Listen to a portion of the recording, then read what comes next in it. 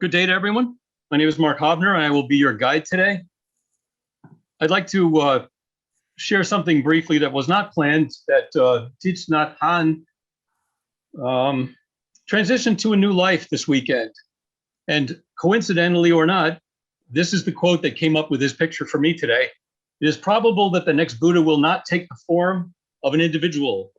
The next Buddha may take the form of a community practicing understanding and loving kindness, a community practicing mindful living. This may be the most important thing we can do for the survival of Earth.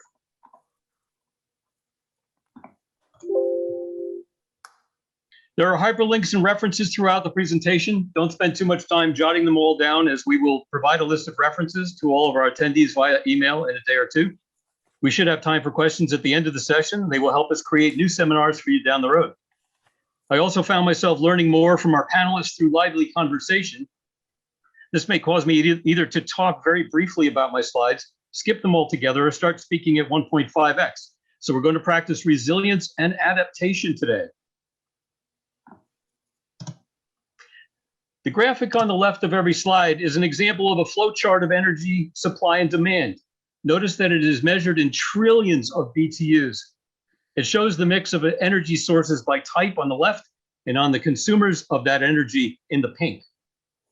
We should be asking ourselves how we are going to increase solar, wind, and geothermal, the yellow, dark blue, purple, and brown boxes, to fully replace coal, oil, gas, hydropower, and nuclear, the green, gray, and two blues at these volumes. Notice that in 2008, solar, wind, and geothermal combined are all far less than 1% of New Hampshire's total energy mix. The light graphic in the background of every slide is a three-dimensional network, which I urge you to think about as we go along. Our world is one of interconnections, natural, human-made, and social. Today, we will try to connect the dots.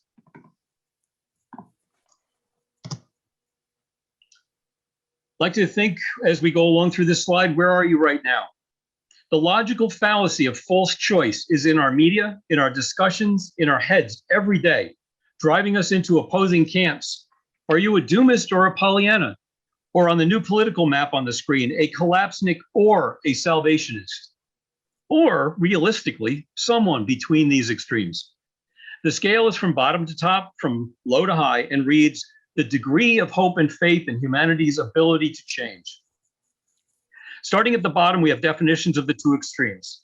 Then we can see the breakdown of all the flavors between, starting with A in the lower right, the deniers that civilization will last forever, the rapturists, God will save us, the globalists, the hard-nosed elite will save us, technological advances will save us, a kind elite will arise, humanists, which we're probably falling into, together we will save ourselves, the deep green activists, letter H on the left, smash civilization now to diminish its damage, communitarians, find and rebuild communities on a scale that works, the dark mountaineers, know and prepare yourself, the extinctionists, the sooner we vanish the better, and the near-term extinctionists, prepare for our imminent end. These are not the messages we're giving, these are just the places that people are.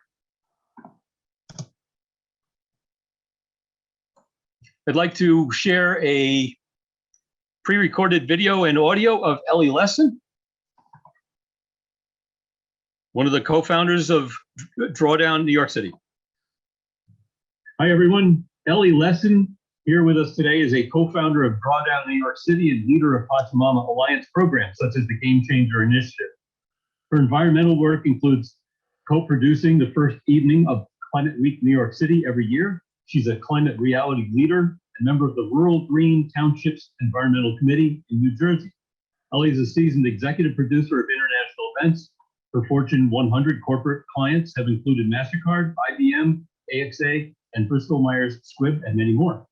Some of her work with the United Nations has been as the creative director of the historic inaugural launch of UN Women in the General Assembly Hall and annually produces International Women's Day commemorations. Thanks for joining us today, Elly.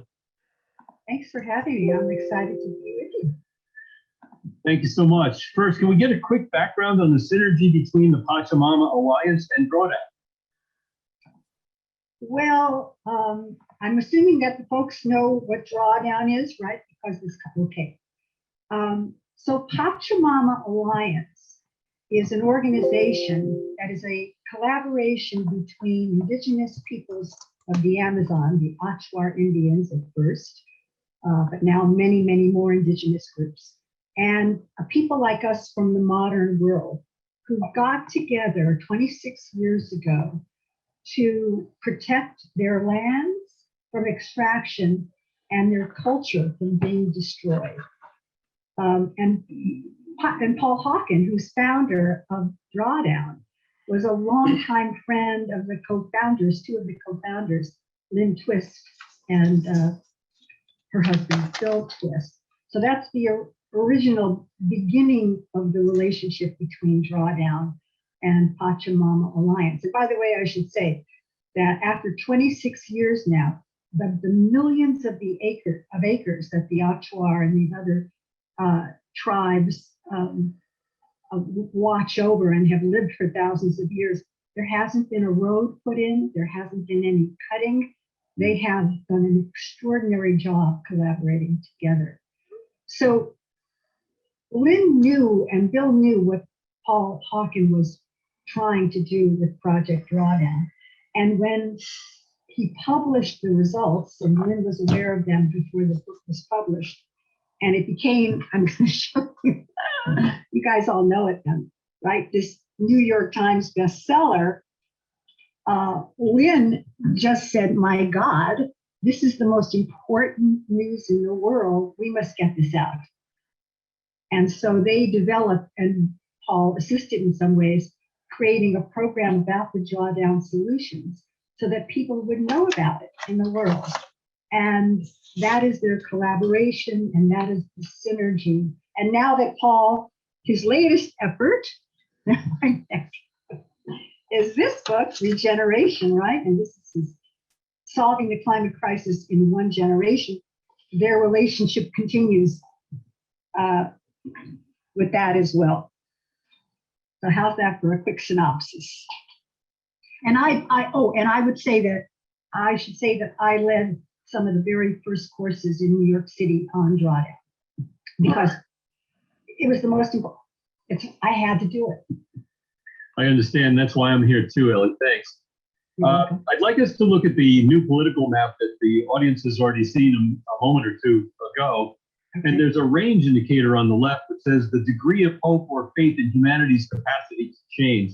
Where on the political map are you? Very high. It brings us to our final question, Elly. And how do faith, hope, capacity, agency, and will guide us into a future of well-being? Well, let's just see.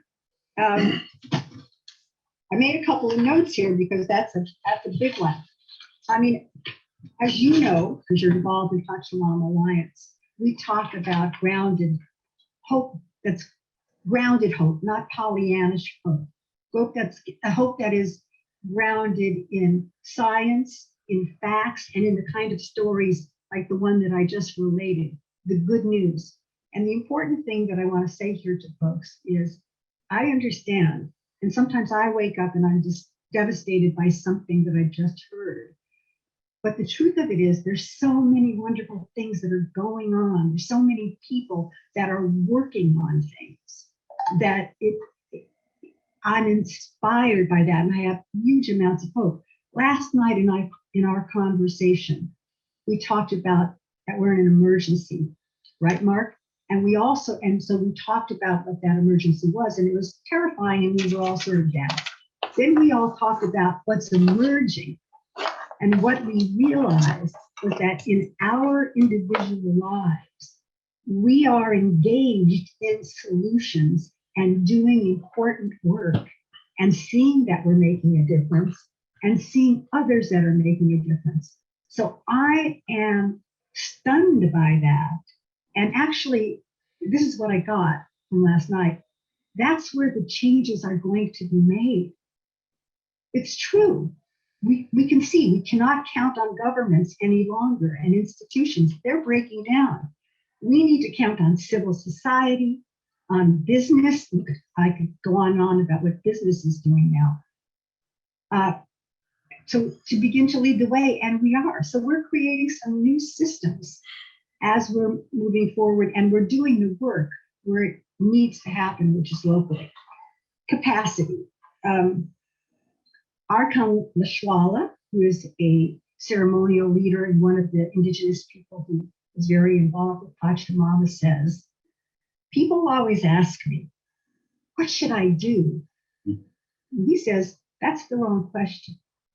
The question needs to be, who can you be?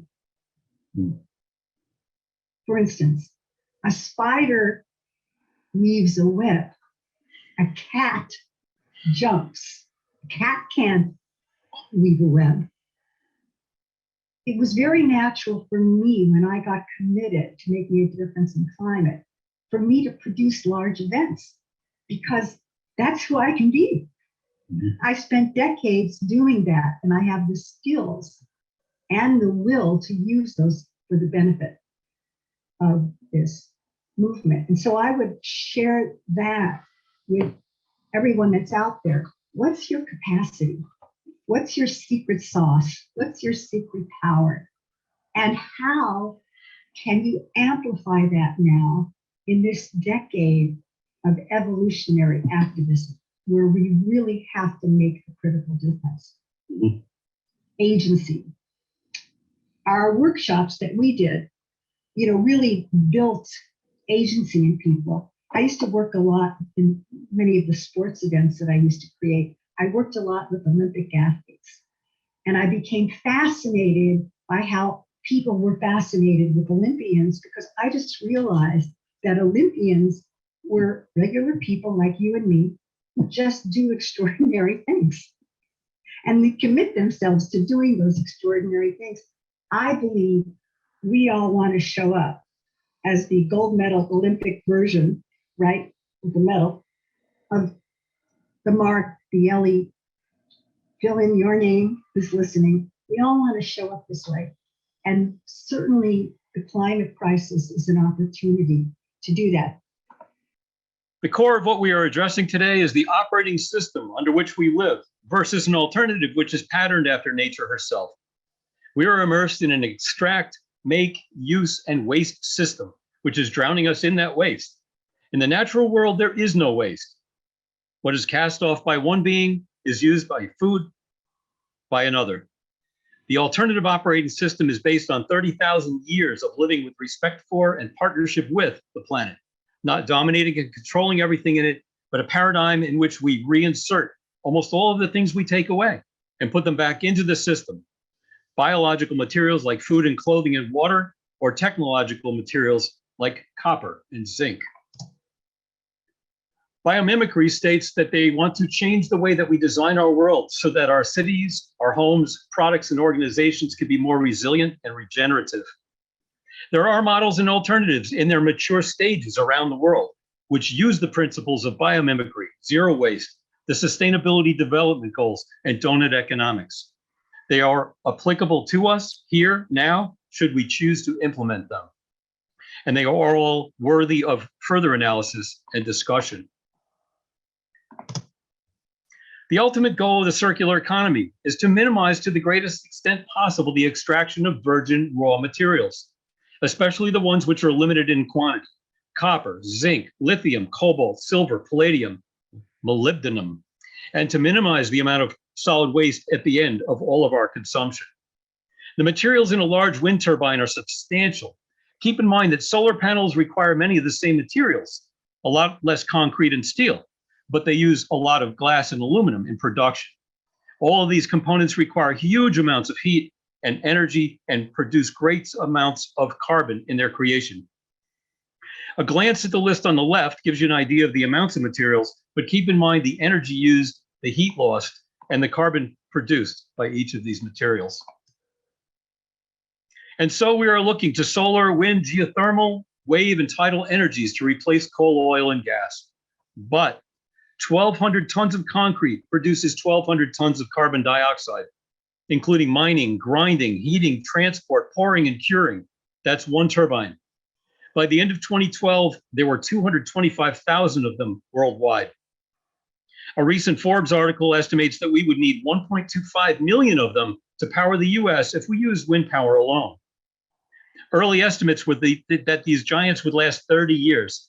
We are finding the blades to crack and need replacement after 2 to 3 years, and that the turbine itself only lasts 20 years. The facts and figures from marine-based turbines are even more intense. Walking through the pictures, if you look at 45 tons of rebar, looking at 630 yards of cement, the blade going through town on the bottom left is 350 feet long. And on the right is a graveyard in Nevada that they're burying these things out in the desert because they can't be used again. It takes too much energy to grind them up or cut them up or reuse. But there are companies who are stepping forward because they know this is more than a serious problem in the future. This is the Greenbush lithium mine in Western Australia. In 2020, we counted 300 million internal combustion engine cars in our country, 2 million only battery electric vehicles.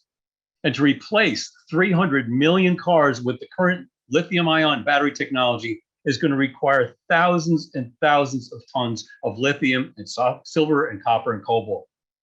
Lithium mining is a destructive extractive process, no different than copper, silver, or aluminum.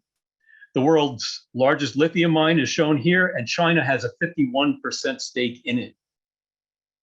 Lithium has a large geopolitical significance, just like all the fossil carbons, coal, oil, and gas. And China refines 97% of all of the lithium mined globally. I'd like to point out also that China also holds the 75% of the rare earths and heavy metals, 26 of them, that we need for all of our technologies, and that they refine and produce 90% of the world's rare earths and heavy metals as finished product. If you want to get a good picture of environmental justice or forced child labor, look up cobalt in the DRC. But as Art Berman, the energy analyst, said, you don't have to like nuclear. You don't have to like fossil carbons like coal, oil, or gas. But when you go home tonight and flick the light switch, you're going to have to like something. I'm not going to get into the psychology, the human psychology of the brain or advertising and need, but I just want to ask the question first, what do I need when I go to buy something? And then what do I want? And that's when I see the shift in my behavior. I've learned so much from living with dogs over 20 years. Simplicity, gratitude, living in the now, intention, and contentment. They know when there's enough, except when I'm in the kitchen, then more is certainly the goal. In 2015, the Department of Energy expected the internet to use 14% of the total energy demand by 2030. 2 years ago, Americans pushed this number to 15%. And in 2021, the DOE revised its 2030 demand for this country in this sector to as much as 25%. Streaming a movie in 4K Ultra HD on a 50-inch TV uses 12 times more energy than watching the same movie on a laptop. I know two people that watch two movies at the same time.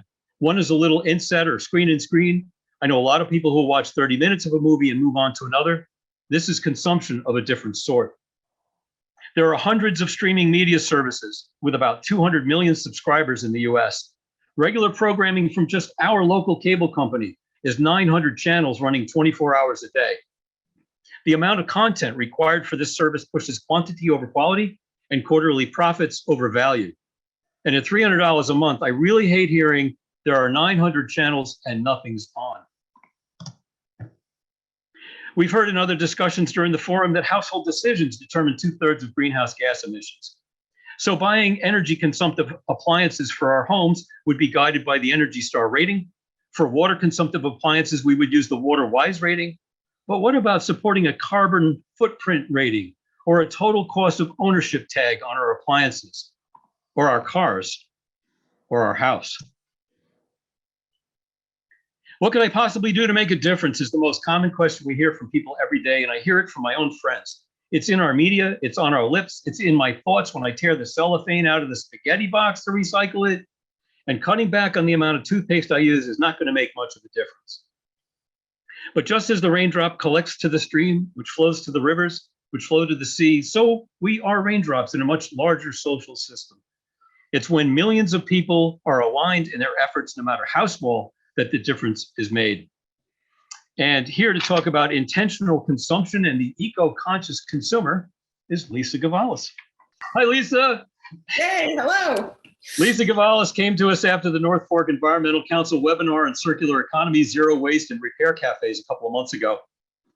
She's been a member of the Women in Retail Leadership Circle Advisory Board, recently served as President, Director, and Chief Marketing Officer at Talbot's. Prior to that, she was Executive Vice President and Chief Marketing Officer for Express. Lisa's career also includes a 14-year stint at Bloomingdale's as former Senior Vice President of Marketing and General Merchandise Manager in a position as an Omnichannel Director, which is more of the retail industry that I even knew existed. All right, please stop. I'm getting older with every single word. I've spent my whole life in retail. Let's just agree to that. The intentional shopper and eco-conscious consumption is what we're going to talk about today. Thank you for presenting. Lisa, you say you're an environmentalist. Yeah, you talk about shopping all the time. Wonder why? Okay, it's true. I've spent 30 years of my career in retail, and it is hard to stop talking about shopping. But I think more than that, I worry about the vilification of consumption. I am an environmentalist, but I think unless you are living off-grid and a homesteader, you, by definition, are consuming. Let's talk consumables. Let's at least start there and see if we can get some common ground, because, you know, I love the North Fork and my garden is lush in the summer, but right now there's nothing to buy, nothing to eat out of my personal garden. So I'm consuming. And by the way, I'm drinking. Did I mention that part? So Mark, do you drink wine? Yeah, of course. Okay, so do you know, like, do you drink Sancerre? I might, but I wouldn't know it. Well, let me tell you, I was a Sancerre snob. I love Sancerre wine, love it. But here's what I learned. Actually, Sancerre, which of course comes from Sancerre in France, is the same exact wine as a Sauvignon Blanc. It just was made in France. But if the perfectly good wine is being made 2 miles from my house, what am I doing buying wine from France? So I don't buy wine from France anymore. I buy wine from around the corner. I told somebody the other day, I think there's 50 vineyards, something crazy, within 5 miles of my house on the North Fork. I mean, there's a lot of production happening that is right there for small businesses to be supported and do not require trucks, planes, automobiles, all those things. Same with beer. German beer sounds great, but there's a brewery in every corner of every neighborhood right now. So enough of my drinking habits. Let's talk for a minute about food. Again, my garden not doing so well at the moment. But by the way, if you live near Marion, in East Marion, there's a place called the Naked Farm on the North Fork where you can go on their front porch and order and pick up your winter greens. There's great stuff happening on the North Fork, and I advocate for as much of that as possible. But I also realize that most of us wind up in a grocery store now and then. And so the reality is that you just need to be a conscious consumer, because every time you buy something, you're voting with your dollars. So local, if possible. I know you can't have a banana if you live on the North Fork and have it be local. You can't have your coffee and have it be local, but local if possible. Organic for sure, both for yourself and for the earth, organic. And preferably, and there's been lots of conversation about this, not wrapped in plastic. And I mean, really, who needs a cucumber wrapped in plastic? It's crazy. Apparently the English, because they're all English cucumbers. What is that? English cucumbers. They don't really, I don't know. The whole thing makes me nuts.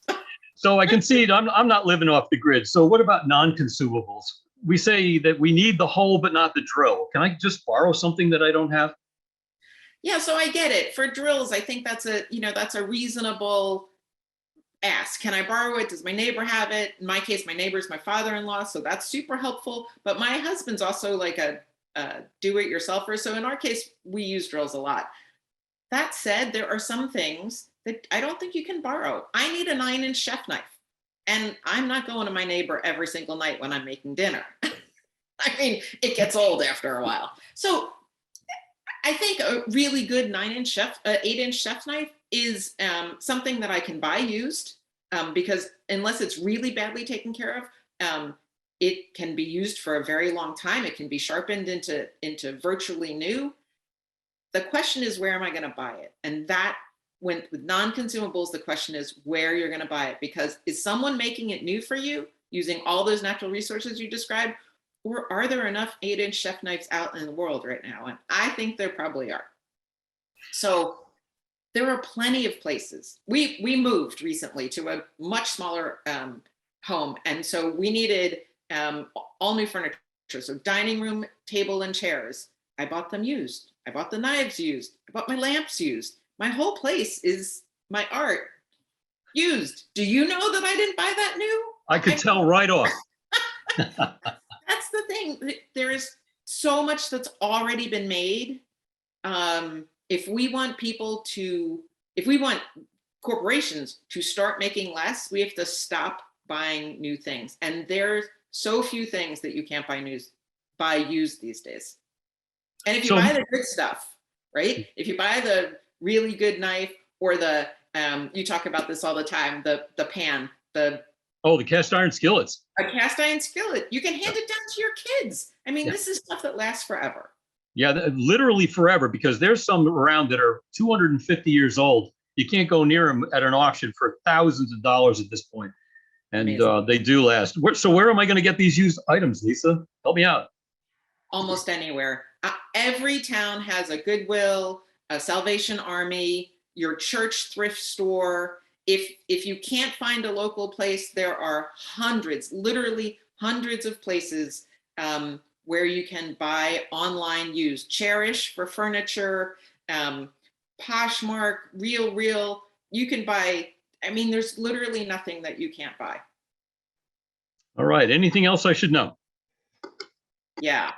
There's one challenge with this approach, and that is immediate gratification is a little bit out the window, right?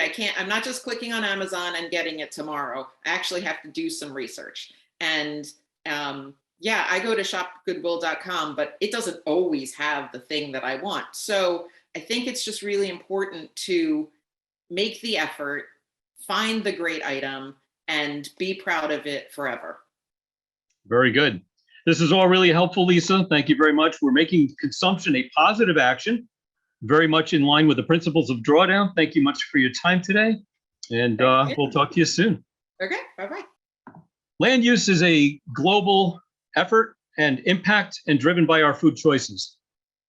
This kind of destruction is caused by the economics of creating grazing land for cattle and for palm oil tree plantations. There's another example of monocropping and destruction of biodiversity. We can see examples of the loss of biodiversity right here at home every day. I heard the panelists talking about it again today, and it's probably more important locally than anything else we can have an impact on. How many native plants are there around you? How much turf grass is planted, which offers nothing in the way of food, cover, or nesting for any animal? Is your food going to waste or going to waste?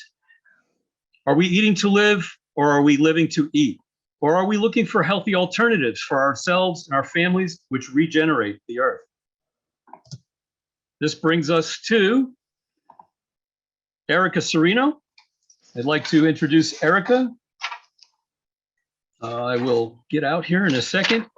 She's a science writer, a licensed wildlife rehabilitator, and artist exploring the intersection of the human and non-human worlds. She's been a favorite speaker on a range of topics for the North Fork Environmental Council for a number of years. Her latest book, Thicker Than Water, The Quest for Solutions to the Plastic Crisis, documents plastic waste across entire oceans and uncovers strategies that work to prevent plastic from causing further devastation to our planet and its inhabitants. Erica, thank you very much for being here today. Thanks for having me. Happy to be here. All righty. Want to first about the book, of course, Thicker Than Water. What drove you to write about not just plastic pollution, but the major impacts on people across every path? Sure. So my journey into the plastic crisis actually started where many of our journeys start, especially those of us who've grown up or lived on Long Island. but at the ocean. And I've been a wildlife rehabilitator since I was 15 years old. So I've seen and been able to rescue and release lots of marine or coastal wildlife. But unfortunately, a lot of these animals were sick or injured because of plastic. And so I was aware of the problem. However, a journey to the garbage patch in the Pacific Ocean in 2016 and some subsequent research, actually several years of research, very intensive research on the plastic crisis, led me to understand that actually the problem is so much more grave, widespread, and systemic than we could have ever imagined. And, much like the climate crisis, we're dealing with giant corporations and industries and inept government and leadership, and it's resulting in an issue that is killing people, just to put it very briefly. But the wide-ranging effects include environmental injustices that affect mostly communities of color, Indigenous communities, and also folks in lower income and rural areas. And this type of situation that we're seeing where industries go to these regions is very clearly a form of racism. And many of these communities have been fighting for decades to get industry out, or at least slow down or stop the spread of these industries. And plastic specifically is linked to so many adverse health effects. Where plastic is made, we have huge emissions into the air, soil, waters, of plastic particles, but also all sorts of chemicals that go into making plastic, which is petrochemical based. We have, issues with communities that live near extraction areas of fossil fuels, and also the places where plastic is disposed, especially landfills. And we've seen so much activism in recent years, especially as, renewed calls for racial justice come to light. And it's really time to listen. I mean, it's really a shame it's taken so long for people to realize that people of color are disproportionately plagued by industry and harmed by the plastic crisis. And it really is a human rights issue that is affecting people all over the world. And so it was a journey, again, that started, very humbly in the sea, and then it really opened my eyes on a huge scale to understand what was going on.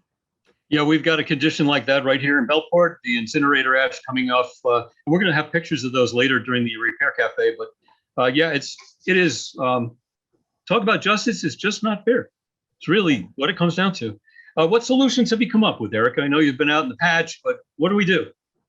Well, I really have to give credit to all the folks I met on this journey who showed me the solutions. And these are often those communities worst affected by the plastic crisis. So shout out to BLARG, Brookhaven Landfill Action Remediation Group, who's working on addressing the giant crisis that is the Brookhaven landfill, and all of the incinerators on Long Island that continue to send ash there, including one in the community that I'm in East Northport right now.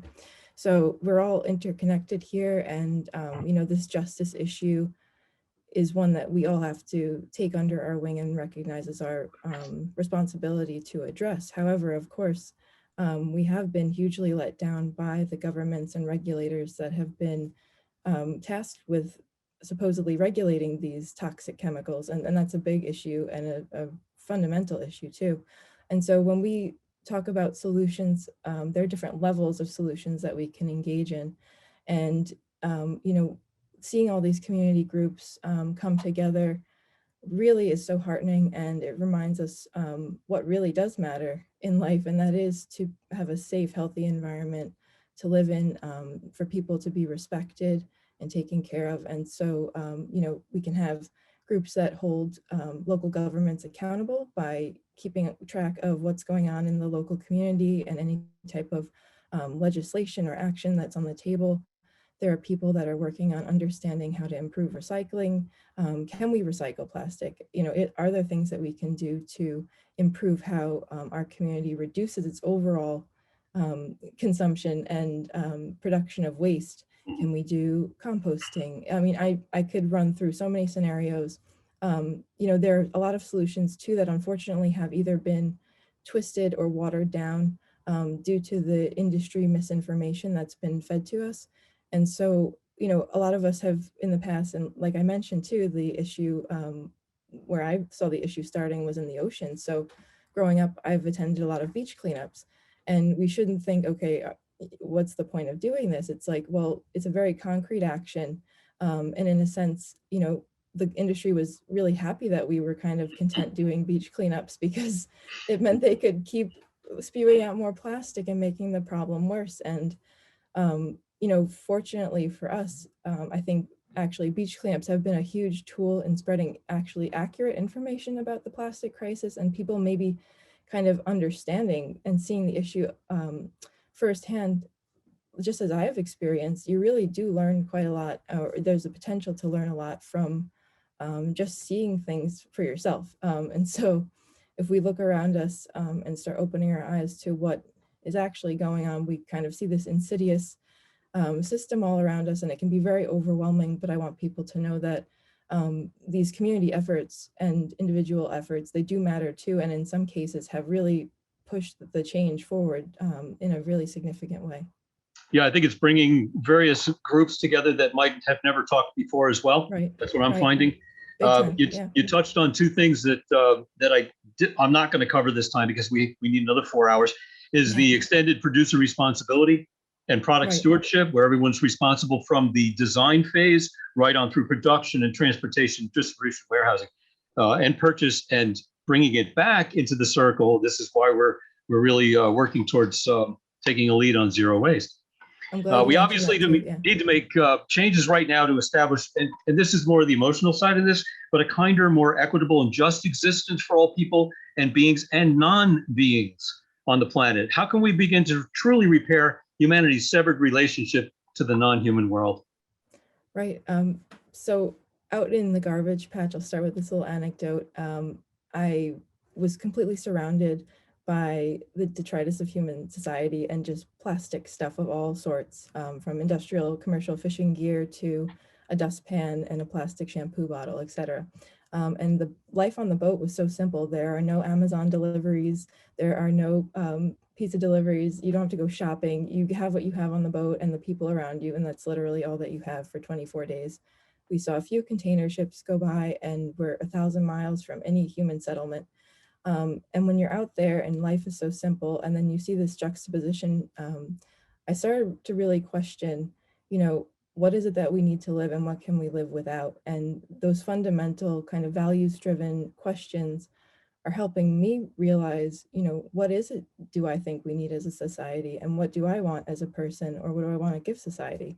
And a very exploitive, colonial, and damaging substance like plastic really should have no place in this world that we're trying to build, because we do want to recognize that all people deserve rights, and all people are worthy of respect. And when we create something that is putting the most vulnerable people down even further, that's just an unbelievable injustice. And so that's where I'll leave things on that note. Well, that's great, Erica. Thank you so much. It's been a delight to have you with us today. We wish you all the best in what's been an amazing example for all of us. Thanks so much. Thank you. I think the last thing you asked about was will. And I love will. I think will is the easiest thing to, you know, people say, well, we have all the solutions, but we don't have the will. But the will is the easiest thing, because will isn't figuring out solutions, which we know we have. Will is engaging you and me to step up, to take a stand. And when we do that, we don't necessarily have to know what we're going to do. We just need to know that we're going to make a difference. So for instance, when I heard about Drawdown, and I learned from Lynn that we were going to be doing these courses, I thought about it for a while, and then I said, hey, I want to bring this to New York. I'm going to use myself as a vehicle. I wasn't exactly sure how I was going to do it. It didn't matter. I just said it. And then I lived my way into the answer. So again, to the audience, if this is valuable for you, I'm sure it was for me to know that that was what I wanted to do, to say it out loud. Yeah. And then things started to fall in place, and then I started to, other people around me came, and we co-founded Drawdown New York City. Here's a favorite quote. It's a Goethe quote. It's on commitment. The moment one commits oneself, then providence moves to. All sorts of things occur to help one that would never otherwise have occurred. Unforeseen incidents, meetings, and material assistance, which no man could have dreamt would come his way. So, each one of us has something deep in our heart. Find out what it is. Ask yourself the question, what's mine to do? Take a stand. And like an adventure, like an excellent adventure, not like something heavy on your shoulder. See what shows up. I assert that if you engage yourself in what I consider to be the most noble effort on the planet right now, I assert that it won't necessarily be easy, might be uncomfortable at times, you might trip here and there, but I assert what you will find ahead of you may be your best life, your greatest contribution, your greatest affinity with other people, and sense of accomplishment.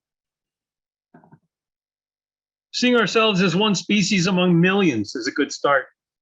Living like we depend on them rather than dominating them is another good step. Most of our medicines have their early basis in plants, minerals, and animals on land, but a look at the NOAA.gov website indicates that future cures for disease are still secrets kept in the ocean. The more we destroy our lands and oceans, the less our chances are of discovering the myriad benefits they have offered us for millions of years. They need us to keep them healthy so they can offer the cure for diseases we're going to get tomorrow.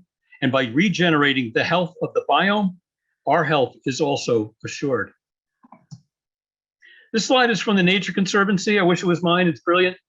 And the terms ego and ecological have been introduced by such people as Fritjof Capra in his Systems View of Life series.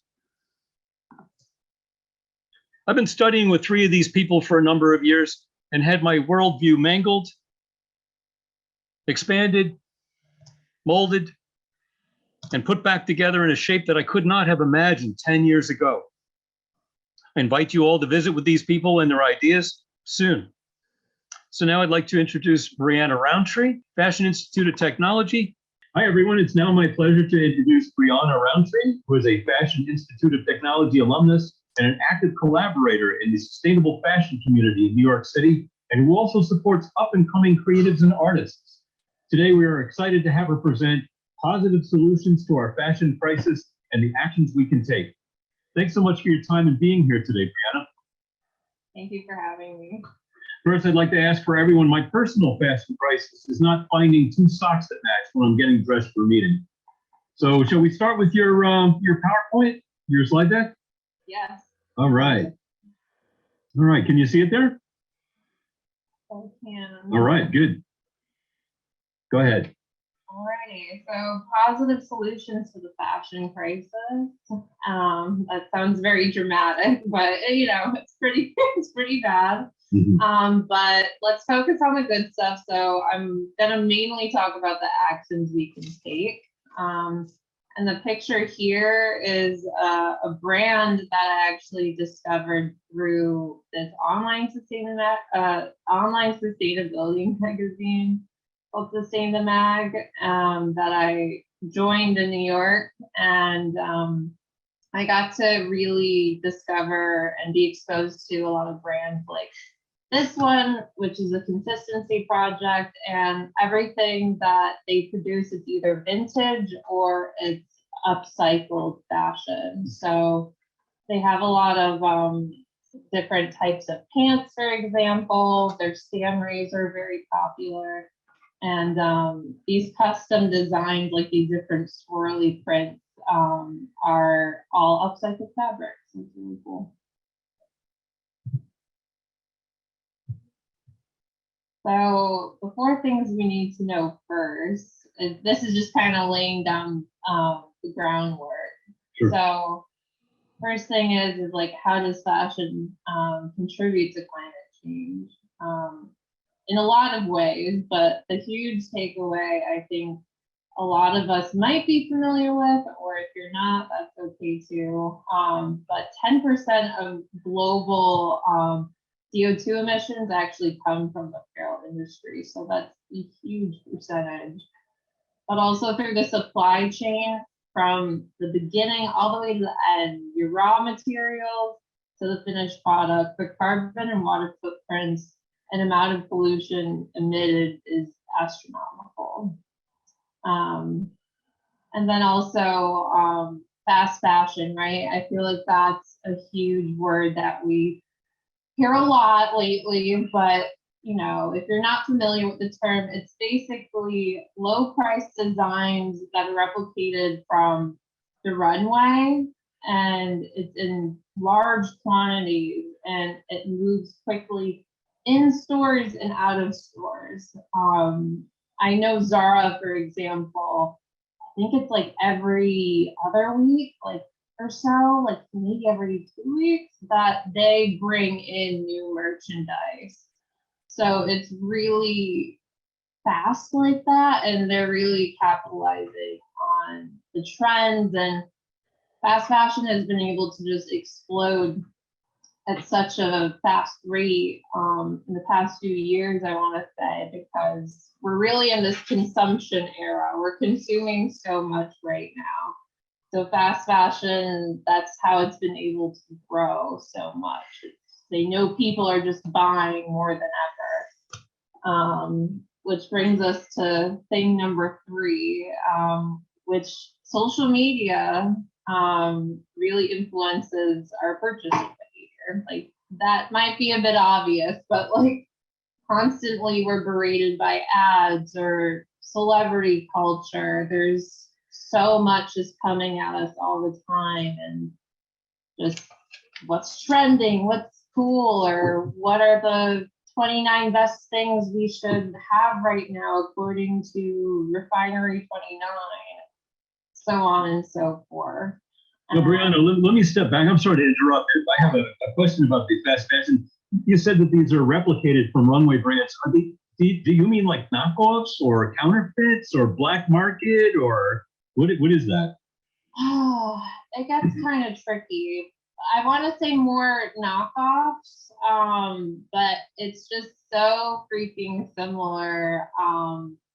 You know, these brands, even like smaller brands too, have gotten in trouble for, yeah, pretty much copying other brands' designs. But what's been really bad lately, I want to say, is like independent artists and designers. Their designs have been copied by like big brand names, and that's just been, I mean, that's just, it's wrong, and it's very common nowadays, for sure. Mhm.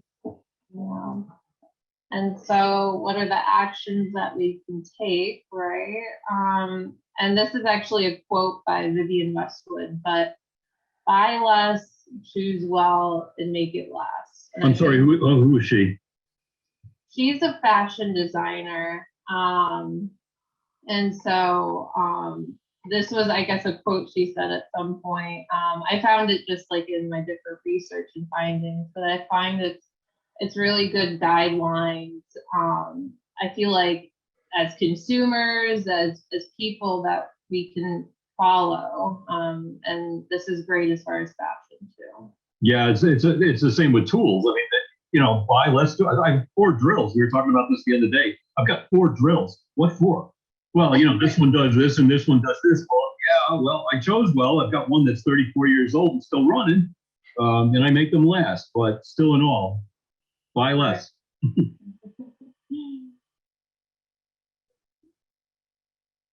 So I kind of started mentioning some of this before, but I'll go into, you know, some big numbers. The then we're gonna go on to the better stuff, like the positive, what we can do, the actions. But for people that may not know,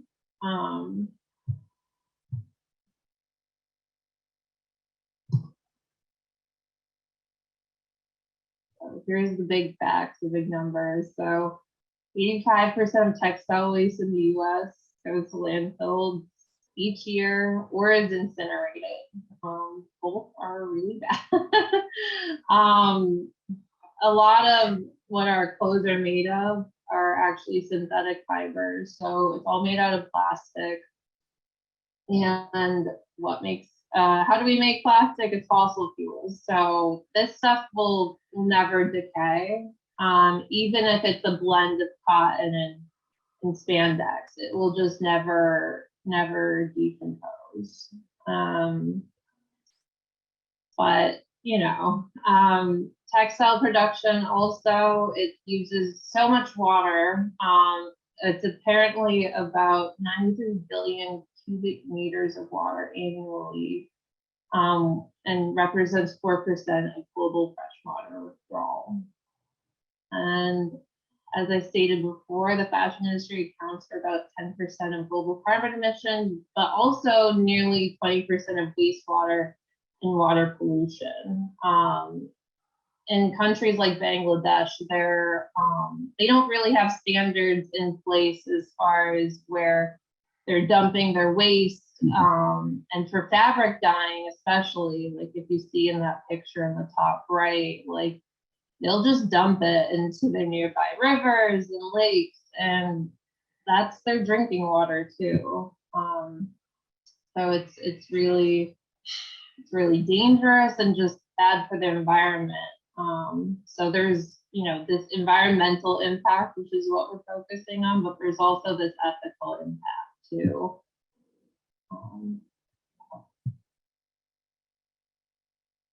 So the ultimate solution would be to stop buying clothes. There's people like Dar, for example. She hasn't bought clothes, I think, in like a few years at least, if not more.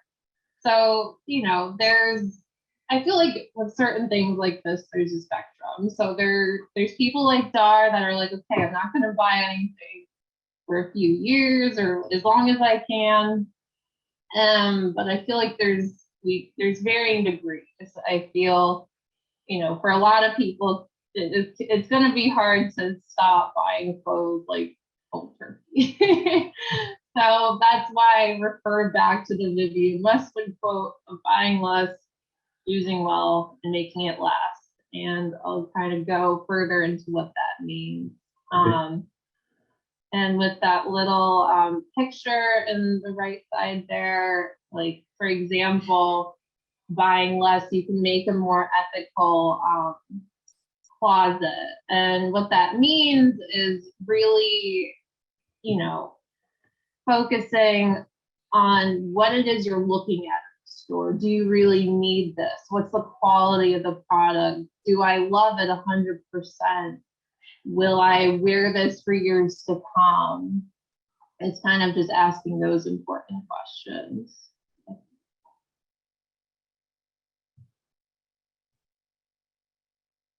So as consumers, we have the ultimate power. So what are some ways we can buy less? How can we be smart about the way we shop? So I started to just cover this. It's really making more conscious purchases as well. Like, what is this brand that I'm buying from?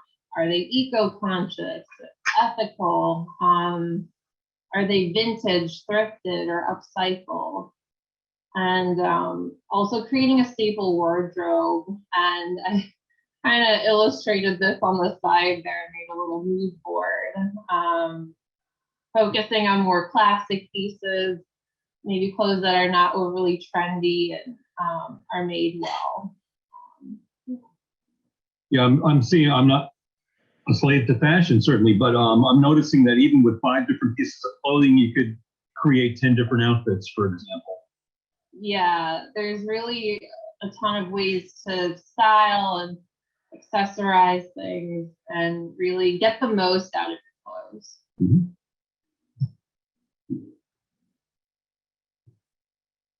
So choosing well, kind of touched upon this already too, but really just educating yourselves about the brands that are out there, I feel is super important. So I kind of made a long list there, but the big ones are Zara, H&M, Forever 21, Amazon, Amazon Hello, that's like a big one too. But also a lot of luxury brands as well. Only in the past couple of years have some of them been like, okay, no more fur, like we won't use, do real leather and stuff like that. Stella McCartney, they're known for their sustainable practices. And then I really, as I said before, I've been really fortunate to come across a lot of different vintage and thrifted brands in New York, but there's also a lot out here too in the Hamptons. And LVIS is a huge one in East Hampton. There's quite a few places in Greenport, like Times Vintage. There's huge brands like Girlfriend Collective that they're a huge online store as far as sustainable athleisure. And Depop, which is similar to Poshmark. Those are both websites where, if you don't want certain clothes in your closet anymore, but you want to sell it and give it a second life, it's this online marketplace where people are able to share these different, different fashion pieces and kind of do this virtual, actually real life swap rather. Oh, speaking of swaps, you had mentioned something in one of our conversations about the Fair Trade Commission swap.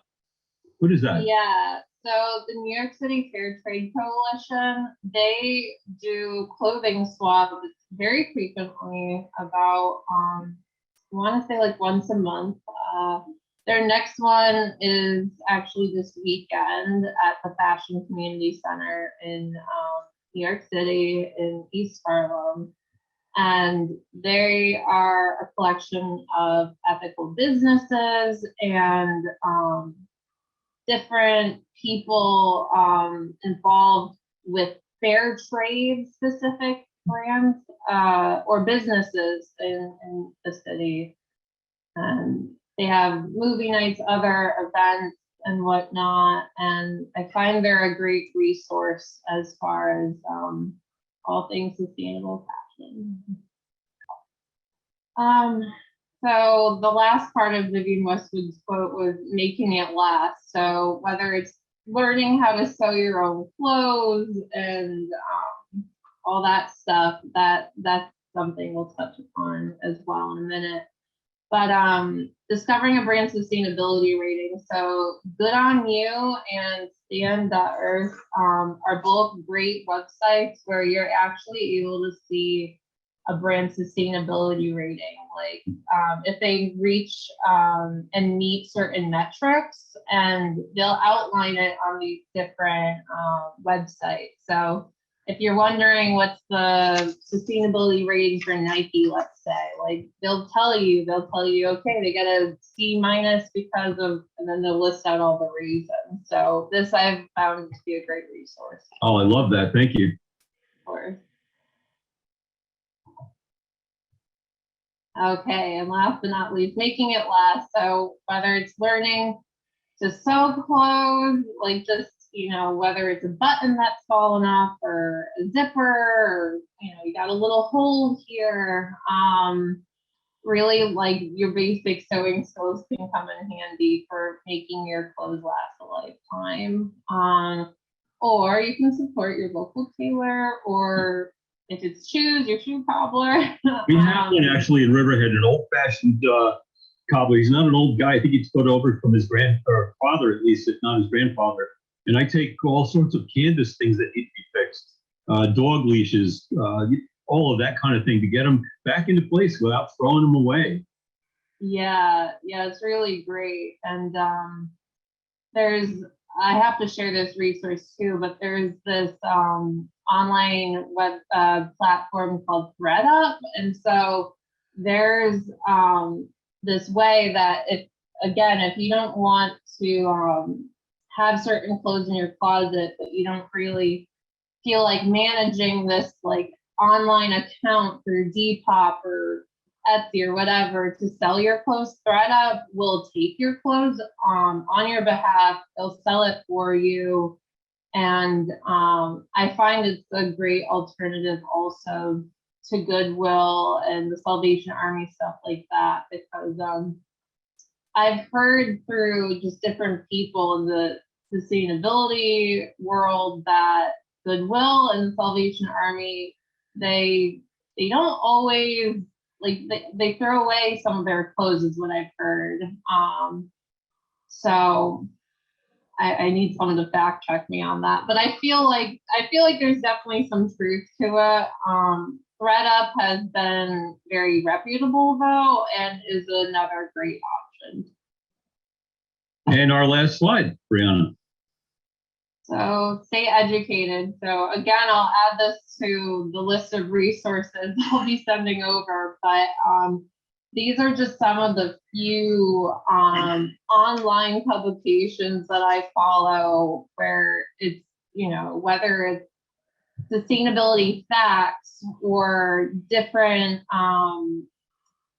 ways that we can make a positive impact on the environment, different substitutions for things that we use in our everyday lives, just being educated. I've found through Sustain the Mag, Intersectional Environmentalists, Gold Dune, just to name a few. And if you haven't seen the True Cost documentary, I believe it's on Netflix. Yes. Like, everyone should go watch that. Horrifying. It's horrifying. It really is. Yeah, we don't need to be horrified. What we're learning about, especially with the audience that we have for this particular event in general, is that we don't need to be hit in the head with the turtle with the straw in its nose. We know why we're here. We know that this is a problem. We may not know the extent until we saw your talk today, but by the same token, we so need to know what to do next. Keep us from curling up in a ball in the corner of the room and get up and actually and it can be so simple. Some of these things are so simple.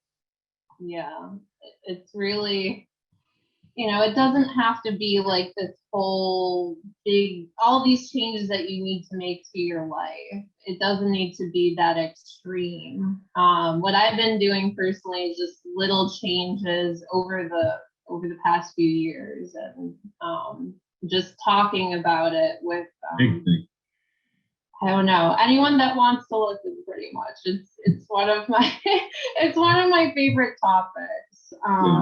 Well, you're passionate about it, and it shows. Yeah, I really am. So I guess that's been really actually wonderful, Brianna. Thank you so much. I'm sure everyone will leave today with a personal action which they can use when becoming better consumers when it comes to fashion choices. And thanks so much, and we'll be in touch. All right. The trouble with the word solution is that it implies there's only one thing to fix and one way to fix it. Solution sets imply multiple problems and multiple approaches to fixing them. We have what is called a wicked problem. Drawdown brings us 80 proven methods, approaches, and ideologies already in place for us to use, and we've started implementing 50 of them in our Peconic bioregion. Reducing food waste, diverting food waste back into our soils, making regeneration the cornerstone of a circular economy, developing community with an appreciation of the great gifts of air, water, soil, and people. We are incorporating all of the social learning we can in order to be resilient, adaptive, and regenerative for the benefit of all, and with the vision of creating a truly life-affirming culture.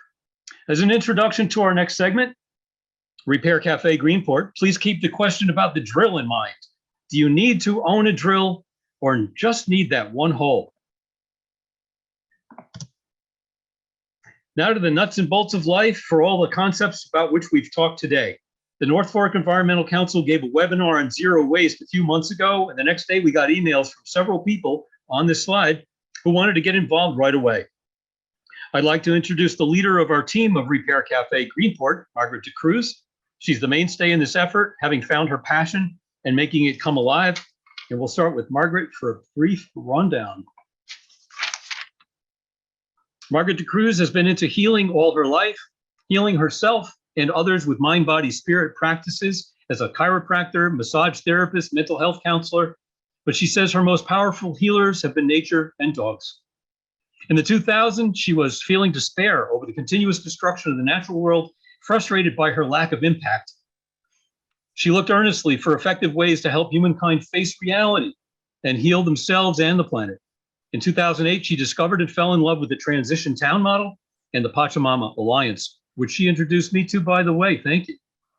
Both call for inner and outer transition work to use hands, heart, and head to create an environmentally healthy, socially just, spiritually fulfilling human presence on the planet. Margaret continues to use both models to guide her life and activism. So thank you for the rundown here, Margaret, and welcome. And what is a Repair Cafe? Thank you, Mark. I'm glad you can hear me, I'm assuming. So I'm going to start with a general idea of what a repair cafe is. And you're going to be putting on my slides and I have to tell you when to go forward. But anyway, a repair cafe in general is a local, fun, and equitable way for people to move from a throwaway culture to a culture of value. And what I mean by a culture of value is where people value themselves and the things they own. And yeah, so you don't have my slides up. So don't trash it, repair it. There we go. That's the first one. Okay, so then the next slide, I believe, is a picture of the book called Repair Revolution: How Fixers Are Transforming Our Throwaway Culture. And I added to our value culture. And when I was studying, well, I actually became a trainer with the Pachamama Alliance. They do a symposium called Awakening the Dreamer. And in that symposium, I forget her, Julia Butterfly Hill, she speaks and she's at the top of a redwood tree where she lived for a year to try and stop them from cutting them down. But she said, where is a way? You know, when you think you're throwing something away, there is no away. It's in our trash dumps, which is the next picture, I believe, Mark. No, not a chance, Margaret. Okay, well, affluenza is fine. That's a good one. So you can see all that trash. Now, I found this book, Affluenza, or this idea, so many years ago. And at that time, I was living in Brooklyn, and there was actually a video about it. And so I tried to bring it to the, in fact, I did. I did 2 talks at the food co-op in Brooklyn. But I feel like this is an important thing to share with you. The definition of affluenza from this book: it's a painful, contagious, socially transmitted condition of overload, debt, anxiety, and waste resulting from the dogged pursuit of more. Now, I think we all have this disease and we all have become addicted to things. A lot of it is because of the advertising industry. You know, they want us to buy more things, and we do. And on the back of this book, I just noticed today, there's a quote, somebody who reviewed it. It's Paul Hawken, actually. Now, this book was put out in 2001. And his quote was, "The way to end a nightmare is to wake up. And this book is an alarm clock." Wow. But so I wanted to share also, okay, you can go, I think, up. So the transition town model, which was mentioned as something that I found, because I really was in despair over how nature was being destroyed, and nature has been my healer. So when I found transition, I loved it because it talked about a holistic approach using your head, your heart, and your hands. And it talked about how we need both inner transition and outer transition. We have to work with ourselves along with, the world out there in order to create a much more sustainable, lovely, and fun life. We don't, yeah. And they started this in order to help people, this particular town, become less dependent on fossil fuels. And so they learned about localizing things like growing their own food and transportation of themselves with bikes. They did all kinds of stuff for their community to be able to be resilient. And one of the things that was involved was skilling people. They called it reskilling people, so that they had the skills that older people used to know on how to take care of themselves and the things they owned and gardening and all that stuff. And so it was a way to have the older generation work with the younger generation to reskill them. Maybe you should go back up to or go down to the trash thing. Sorry. This is like my favorite piece. You got to be kidding. This is the best. I want you to do this. Okay, so bury it, burn it, or haul it to Ohio. So when in my research, I was looking up, well, how many landfills are there in the United States? Oof. There are 3,000 active landfills, and they are huge. Some of them are 40 feet deep. There are 10,000 closed landfills in the United States. That's a lot. This is Brookhaven, by the way. This is an aerial view of our trash right here. Right, which is going to close in 2024. 2024. And Yep. then what are we going to do? So Well, I'll show you what we're going to do. Wait, I'm more excited about the next one where the guy has the claw and he puts it into the incinerator. That's over in Hempstead off the whatever, Meadowbrook or whatever. And this is what happens to all our good stuff. Right. So what I was going to say was 64% of the materials discarded by homes and businesses are sent to the dump or are incinerated. So that's a huge amount. And I think it's even more than that. But then they say, like 30% are recycled. However, we know what's going on with recycling, actually. And I just wanted to let you know that it said average person in the United States produces 3 to 4 pounds of trash a day. That's a lot of trash. And the another interesting thing was that plastic bottles, which are, take up so much space in landfills, if they're in a landfill, it takes them 450 years to decompose. Now, if they're outside, they decompose quicker because of the sun, and then we have all these little particles everywhere. But in a landfill, 450 years. I heard an astounding number. I was going to bring it up in Erica's talk, but now it's here. America goes through 75 billion disposable water bottles every single year. And we only recover, we're doing a lot better at it, of course, but over time, in the last 50, 60 years, we've only recovered 9% of the plastic we produced. Right. Can I show you my truck? I want to show you my truck. Go ahead. This is me almost getting killed on the LIE about a month ago.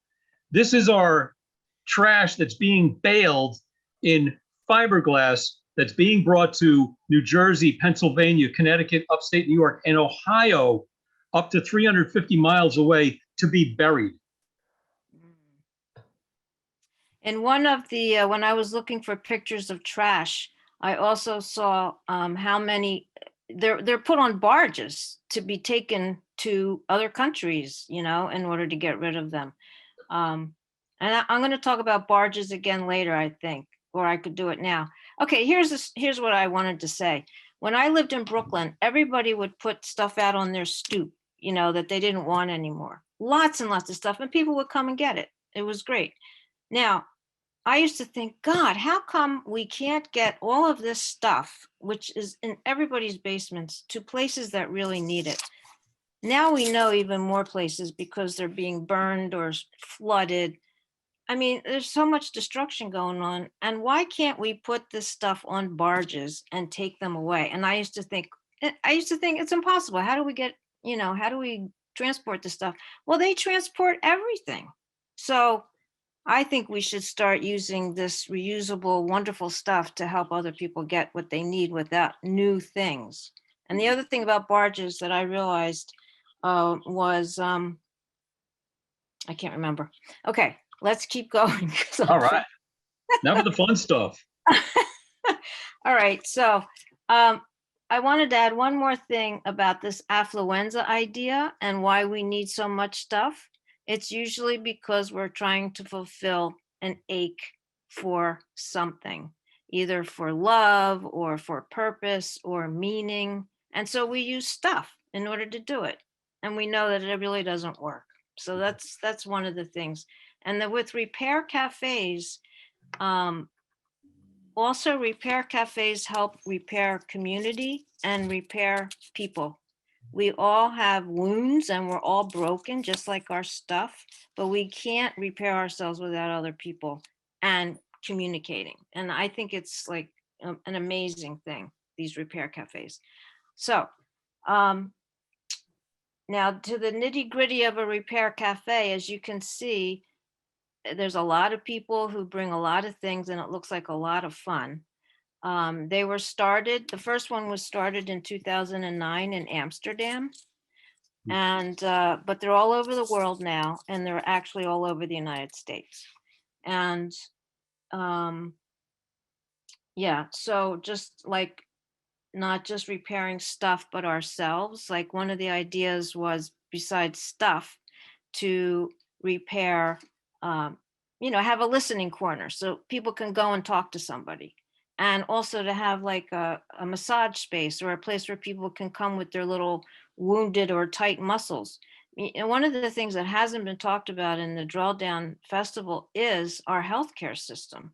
And, I was just thinking of that today. It's like, God, we have our bodies to mend along with our minds and along with our stuff. So keep going, Mark. Now, here we go. You can bring all kinds of stuff to a repair cafe.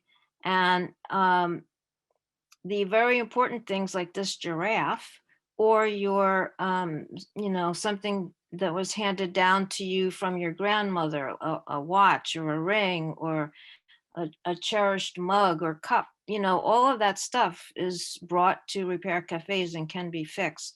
So I guess I should say some specific things about repair cafes, which are that they are places for people to bring things they love or things that are not useful anymore, or they can't use because they're broken.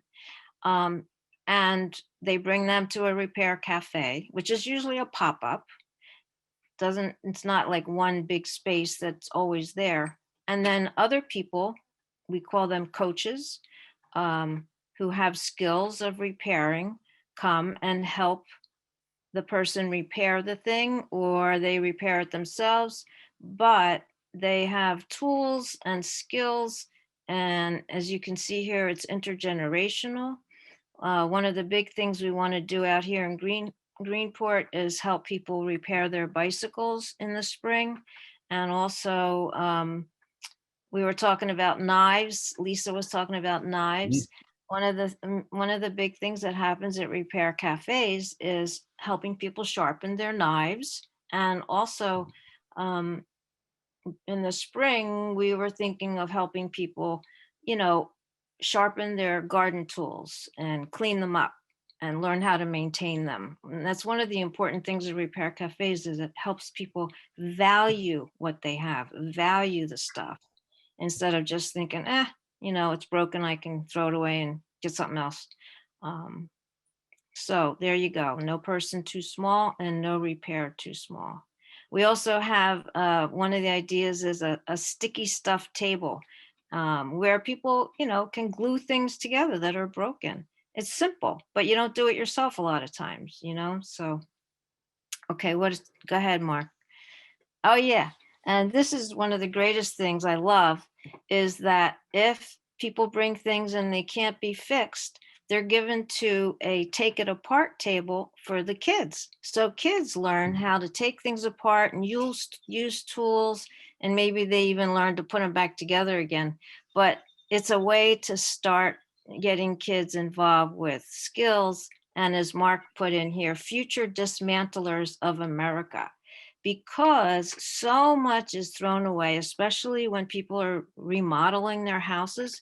and actually all those things could be dismantled and a lot of it reused or put on those barges that I was talking about so that they could be reused somewhere else. Yeah, they've been talking about designing buildings actually to be snapped or bolted together rather than nailed and gunned and glued together, so that at the end of useful life, we could start really taking them apart and reusing the parts. Right. What else? Let's see. Did I cover everything, Mark? I got one more slide. Okay. Oh yeah, here's the repair manifesto. So this is where the right to repair, we need more policies and more laws. So that guy who was talking about the laws earlier today, I don't know if he's aware of this, that we really need help creating a right to repair law for many, many things. Because it's part of the whole corporate owns everything, really, if we can't repair it, you know, like the tractors that some of the farmers use, they can't Right. even repair them anymore. And they need to. So I'm thinking iPhones. I can't even change the battery in an iPad or whatever because they've rosined them shut. right. Mhm. So this Repair Revolution book, which was on the first thing, has a lot of information for people to start a repair cafe where they would like to. There are already many upstate. And there's also online, you can just go to repaircafe.org. They have the tools you need to do to start one yourself. That's what we'll be using. And also there's fix-it clinics and the maker movement. All of that is designed for people to start, taking responsibility for their own things and not having to buy new stuff and throw stuff away. It really will help reduce the need for landfills. We just can't keep throwing everything away. And I think that's about all I wanted to say. Good. Thank you, Margaret. That's your passion shows, and you're very inventive. I think the repairs of endearment was absolutely charming. I just love that phrase. So that kind of creativity is coming out of a lot of us at this point too. So I want to say. I was going to say the transition town model is so creative. I mean, if anyone has not explored that, it's fun, it's creative, and you do it with people and you heal your community. That's a big part of repair cafes. Very good. All right, we'll look for the announcement. Margaret, we got to move along. Thank you so much. We'll be in touch again soon, and thank you again. Sure. Yeah. And if you want to know more about it, go to, there you go, there it is. Email the North Fork Environmental Council and we can use help. Thanks. Indeed. I got to reshare here. We're coming down to the end. I'm going to make a couple of these shorter than they were before. Connecting people with their passion is one of the things that we do at Drawdown East End. Asking yourself which of the 4 main categories of carbon reduction interest you the most is the first step. And then knowing your comfort zone and your own social network and style communication being the next step. Getting together with one of our guides is an important action which you can take and will probably move you into rewarding efforts outside of your comfort zone. A lot has happened in the last hour, and we at Drawdown East End have tried to move your position more toward the salvationist side of the map if you weren't there to begin with, and closer to the top of the list on the scale of the degree of hope and faith in humanity's capacity to change. Now that you've become acquainted with your position on this map, I'm going to say that my own position moves from one category to another based on the news of the day, the conversations with others of our group with shared values, the lack of snow in December, the presence of ticks in January, and mosquitoes in the backyard 24 hours a day all year. But please remember that persistence furthers and enthusiasm amplifies. And so I live. The lead team of Dar Riley, Michael Lieberman, Sheila Pfeiffer, Joe Diamond, another dozen people I don't even know, made a 3-day event a reality for dozens of ideas whose time is now.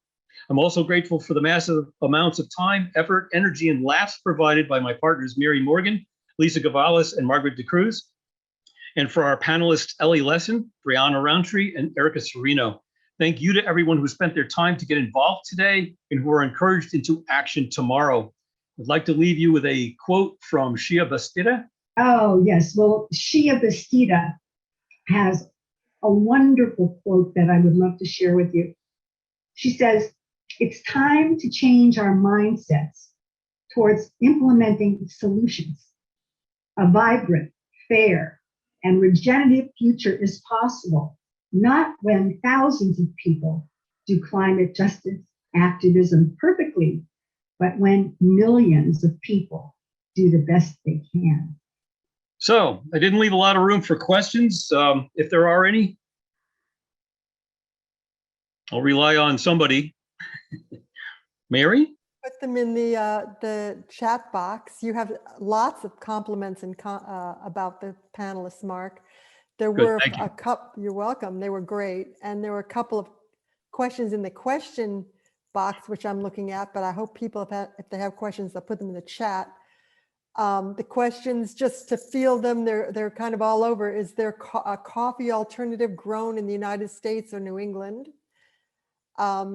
Americans are insecure and needy. What can we, how can we make them understand that they need less to be worthy of respect? I think the Repair Cafe might be going in that direction.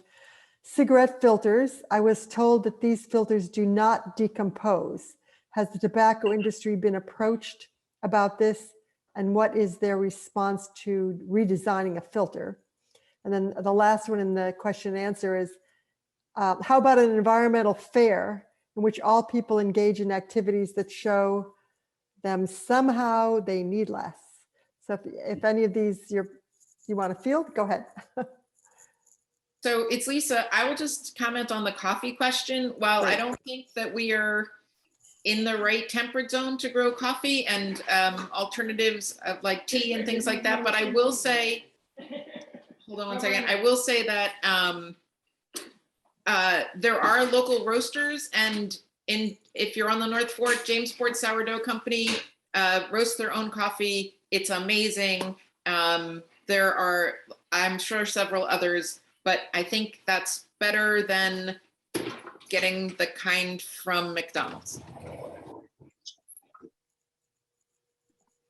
I'm not loving it. Anybody want to field the question about coffee filters?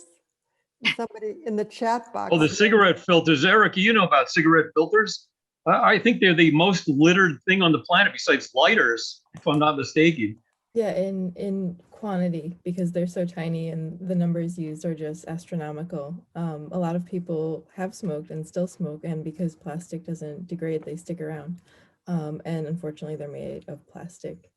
I mean, people can roll their own cigarettes. We have to also look at this from a systemic angle and say, well, big tobacco has its grip on a lot of people and it's killing them, much like, the plastic crisis killing us. However, it's not so much about individual choice. Again, in terms of plastic, like we can't say we're not gonna use plastic. Many of us can't say that, whereas people can choose whether or not to smoke, although I will say that it is an addictive thing and it's not easy to quit for those who may be smokers. But yeah, it is an issue, and it's one that we can really only solve by not choosing not to smoke and not buying into big tobacco, because big tobacco is apparently still allowed to sell us something that kills us. Things can happen legislatively. It has happened legislatively. I know in the state of New York, this age for buying tobacco products has gone up over time. Things have happened. It's not enough. We would need radical action again. But yeah, it's just something to consider if you are a smoker, is that you are contributing to this plastic problem in a big way. Can I respond to that question about how to help people not want to buy so much or consume so much? I think that a lot of it is, I think people really are looking for meaning, and they're so empty. And I, a lot of talk is about connecting with nature again. And to me, that's huge. If you connect with nature, it sort of can fill you up, and connecting with people. So that's my answer. I don't know. Thanks. Oh, I have one more thing to say about barges. Hurry up before Michael gets back. So people have so many extra tools and things in their basements and stuff too. I mean, we have so much stuff. I was thinking if we had a collection of tools put in a container that could then be sent to places when there's an earthquake and things like that. I mean, you see these pictures, people are digging through things with their hands. They don't have the tools. Well, you know, you can have a container full, go there, refill it when it's done, have it sit somewhere till it's needed again. I don't know. These are just some of my thoughts. Thank you. Thank you. Mark, Right. thank you so much. Oh, he's back. Oh, we almost got another question in. Snuck right in. I've gotten good at this. For a side job, I've mastered it. That's great. Thank you, Michael. Thank you so much. Thank you for putting this together. A great panel. We really appreciate it, and lots to think about, especially with regards to the cost of green energy. And that was. I hated saying all that, let me tell you, but you know, part of the thing we talked about was facing reality. So. Oh, I appreciate it. Okay, guys, so we're going to go to a quick break at 4:15. So it's a really short break. We're going to start a film, Changing Paradigms. Following that film, we'll have a lively discussion about indigenous wisdom. I hope the conversation really weaves in the concept of land use, and we'll hopefully see all that soon. Okay, everyone, thank you so much. We'll see you again soon. Great panel. Thank you. Thank you, Mary.